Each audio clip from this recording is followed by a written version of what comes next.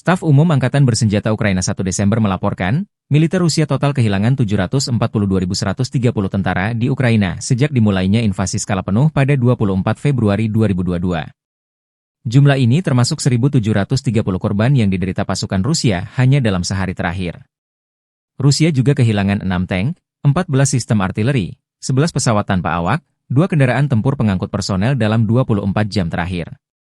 Menurut laporan militer Ukraina tersebut, pasukan Vladimir Putin total kehilangan 9.469 tank, 19.369 kendaraan tempur lapis baja, 30.507 kendaraan dan tangki bahan bakar, 20.923 sistem artileri, 1.253 sistem peluncuran roket ganda, 1.019 sistem pertahanan udara, 369 pesawat terbang, 329 helikopter, 19.803 drone, 28 kapal dan perahu, dan 1 kapal selam.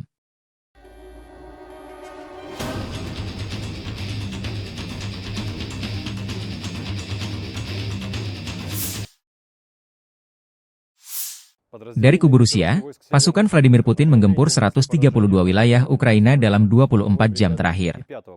Penerbangan taktis operasional, kendaraan udara serang nirawak, dan pasukan rudal dan artileri dari kelompok pasukan Rusia melancarkan serangan terhadap infrastruktur lapangan udara militer, objek-objek penting yang menjamin operasi industri pertahanan Ukraina serta melibatkan personel dan perangkat keras militer. Fasilitas pertahanan udara Rusia menembak jatuh 1 rudal jarak jauh berpemandu Neptune, 1 proyektil HIMARS MLRS, dan 45 kendaraan udara nirawak sayap tetap. Secara total, sejak Rusia melancarkan operasi khusus di Ukraina, 649 pesawat, 283 helikopter, 36.958 kendaraan udara nirawak, 586 sistem rudal anti-pesawat, 19.572 tank dan kendaraan tempur lapis baja lainnya, 1.497 kendaraan tempur MLRS Angkatan Bersenjata Ukraina dinetralkan.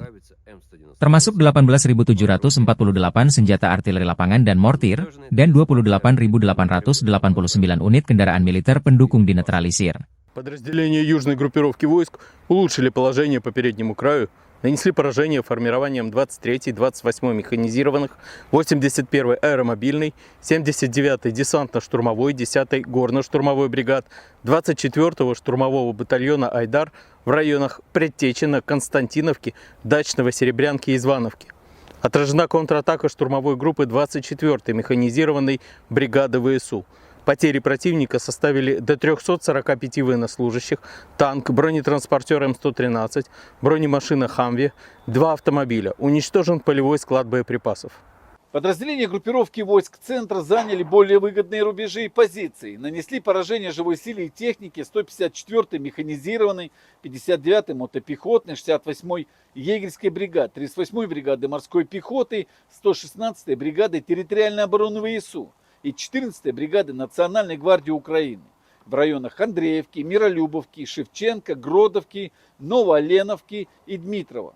Отразили 11 контратак штурмовых групп 14-й, 100-й, 117-й, 151-й механизированных, 152-й егерской бригад, 35-й бригады морской пехоты, 425-го и 49-го штурмовых батальонов ВСУ, бригады «Людь» Национальной полиции Украины. Противник потерял более 510 военнослужащих, боевую машину пехоты, 2 бронетранспортера М113 и М1117, 2 боевые бронированные машины «Козак», 4 автомобиля, 152 мм гаубицу Д-20, 152 мм гаубицу МСТБ, 2 122 мм гаубицы Д-30, 105 мм орудие М119.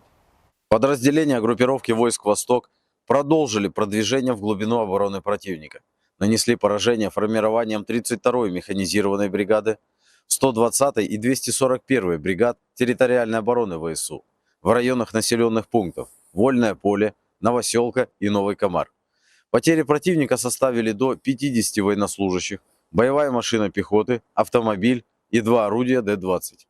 Подразделения группировки войск Днепр нанесли поражение живой силе и технике 141-й пехотной бригады, 124-й и 126-й бригад территориальной обороны в районах Орехова, Молодежного и Никольского. Потери ВСУ составили до 70 военнослужащих, боевая бронированная машина, 2 автомобиля и станция радиоэлектронной борьбы. Download Tribun X sekarang, menghadirkan lokal menjadi Indonesia.